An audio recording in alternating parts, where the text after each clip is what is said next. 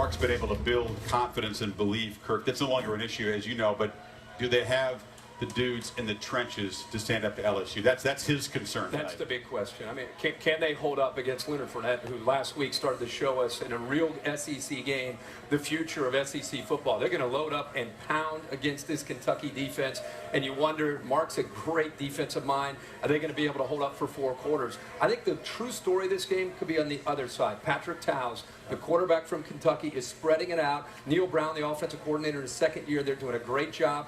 I think Kentucky, it's hard to say this, I think Kentucky goes into Baton Rouge and they knock off the Tigers. Wow. Upset Saturday for you. That's a big call. Yeah. All right. I think it's going to be competitive. Like you said, you look at Zadarius Smith and you look at Alvin Dupree on the defensive side for the Kentucky Wildcats. And they're getting more athletes, too. Athletes that can compete in the SEC. I mean, it's obvious. But I don't think they're going to have enough depth on defense, especially in their front seven, to contend with LSU's running game. What we saw last week in Gainesville, I think that the direction that LSU's trying to go now, featuring their running game much more under Cam Cameron, their offensive coordinator. Was that 2 dogs in a row for Herbie? Yeah. Start the show? Yeah, man. Riding the dogs early. Yeah. I think LSU wins this game. I think Leonard Fournette's starting to look like he belongs, and he's starting to look like he's getting comfortable. He looks like one of the guys.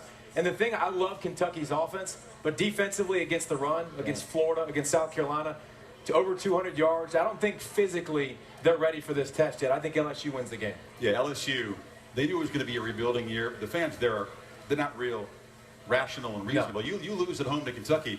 We're not trying to hear about no loss to the Cats.